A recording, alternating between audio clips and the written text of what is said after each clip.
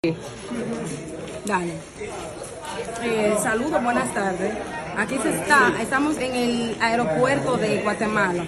Estamos viviendo una situación bastante incómoda. No estamos ilegal ninguno, estamos bien. Tenemos 3 días aquí sin comer, durmiendo en el piso. Mira la situación, cómo es que estamos, mira. Así es que estamos mal.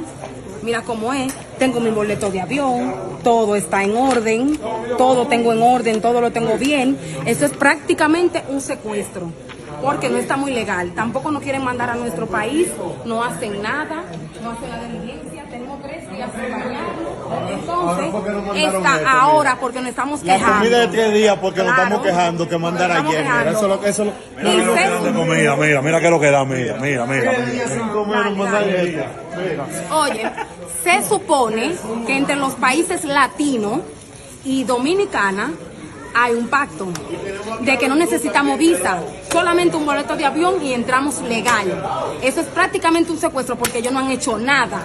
Se habló con migración y ellos dicen que no tienen nada que hacer. La aerolínea no nos quiso devolver a nuestro país, pero nos tienen aquí y que hasta el próximo domingo, sin comida, sin dormir y en un colchón y sin bañarnos. Entonces, a nuestro país, Dominicana, sí pueden entrar como ellos quieran y uno lo deja normal, ¿verdad?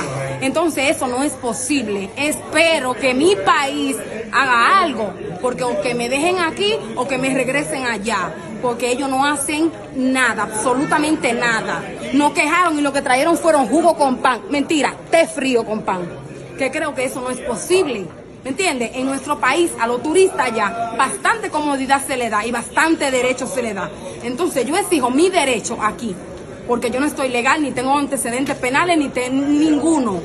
Aquí hay personas enfermos. Ayer me dio una fiebre tan grande a mí y un dolor de cabeza que lo que me dieron fue en 2 pastillas.